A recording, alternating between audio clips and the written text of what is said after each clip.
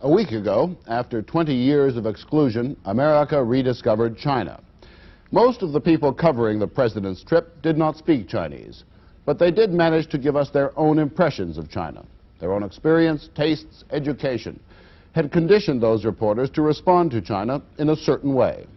Their main impression was that China had uplifted itself in 20 years, but through the massive regimentation of hundreds of millions of minds. Well, we wondered how a Chinese television reporter, given his own background, conditioning, etc., would respond to the discovery of America. I tried to place myself in his shoes. So imagine with us for a moment that you too are Chinese. I am your people's television reporter, and this is my first report from America. It has been 200 years since the American Revolution began. As we all know, it was not a revolution of peasants and workers, but a revolution of the merchant class. For the most part, the revolution has succeeded. America will not return to its pre-revolutionary condition. It is here to stay.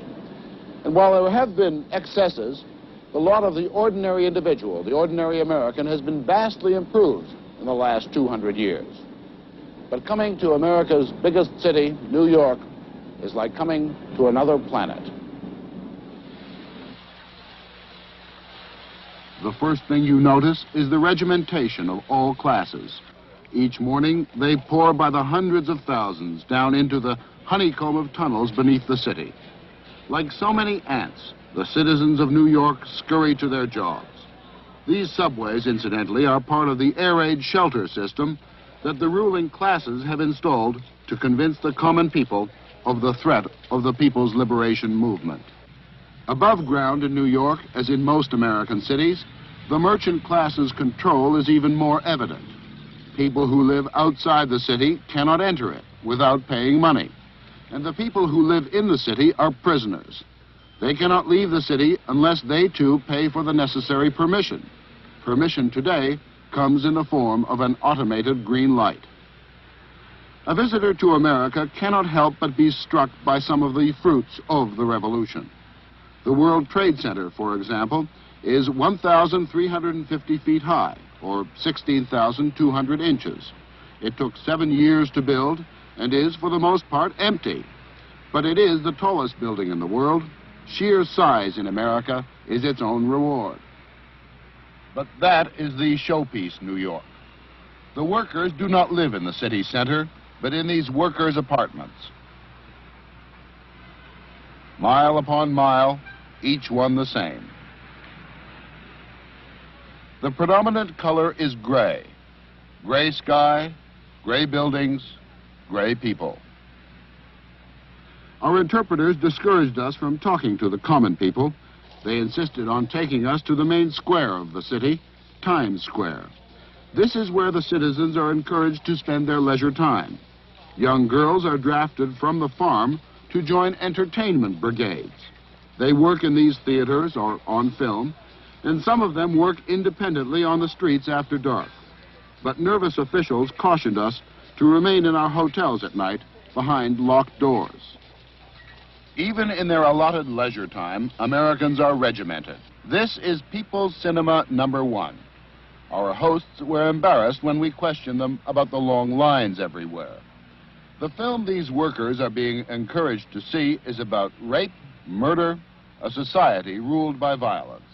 It is described by American intellectuals as brilliant.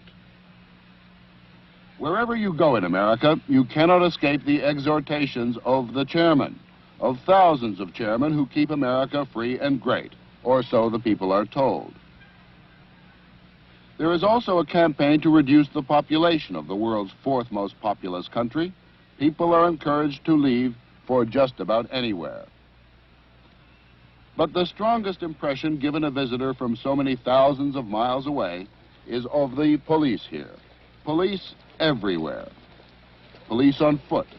Police at every intersection. You cannot turn a corner in New York without seeing an armed policeman of one kind or another. The police are said to be the best organized in the world, with one half working for the state and the other half, according to the American press, for the criminals. That is American democracy. Americans are all very conscious of their health. State medicine as we know it does not exist. But almost all Americans practice folk medicine. There is hardly a street corner in the country without a folk medicine shop. All Americans, regardless of age, are taking one kind of drug or another.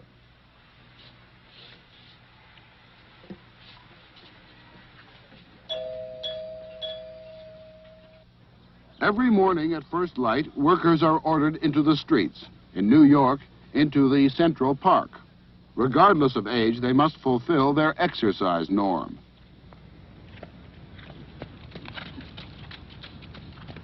You find this kind of thing throughout America.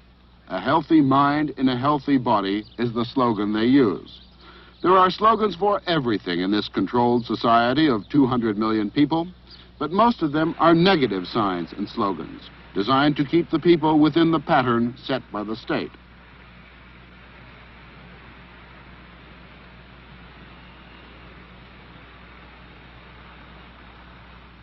We are used to controls, but this has staggered us all. This is total organization.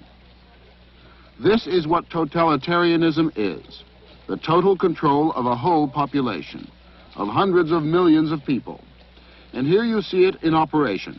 They simply send out the word through this tremendous organization they have throughout the country, and even the children unquestioningly respond. The merchant class and the advertising class control most of America. In spite of this, some old traditions have survived. Americans are particular about their food, and these small individual restaurants have managed to fend off the conglomerates. Conglomerates are communes for the rich. Americans like to eat quickly and standing up. It is part of an ancient ritual. The food is called the hot dog. All of which raises another failure of the American Revolution. In China, in less than 20 years, the revolution managed to eradicate the dog from everything but the dinner plate. In America, all the campaigns, the millions spent to curb dogs, have failed. Dogs of all shapes and sizes, of all breeds and colors, have survived.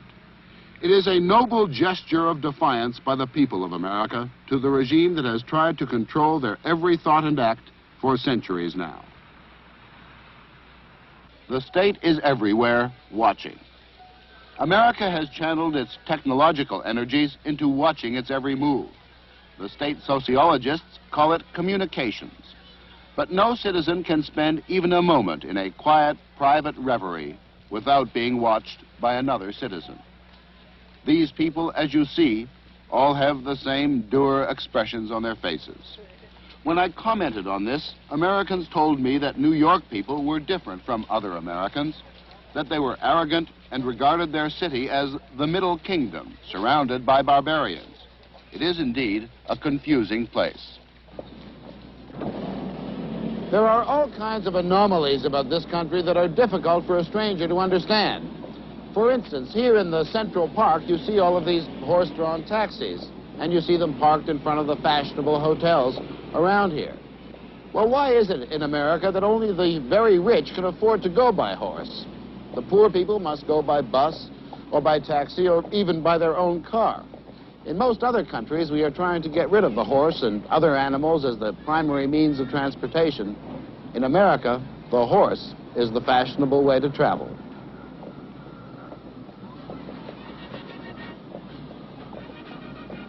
Another curious American habit, marching. Even on their impossibly complicated festival days, as this one, which is the celebration of the Shamrock, they respond to the national call for mass demonstration. They go about their business as if they were competing with one another. Because in this system, it is not just what you do, but how you look, what they call your charisma, that goes down in your book. That's been going on for 200 years, and this is the result of it. Whether we can condone this system or not, we must learn to live with it.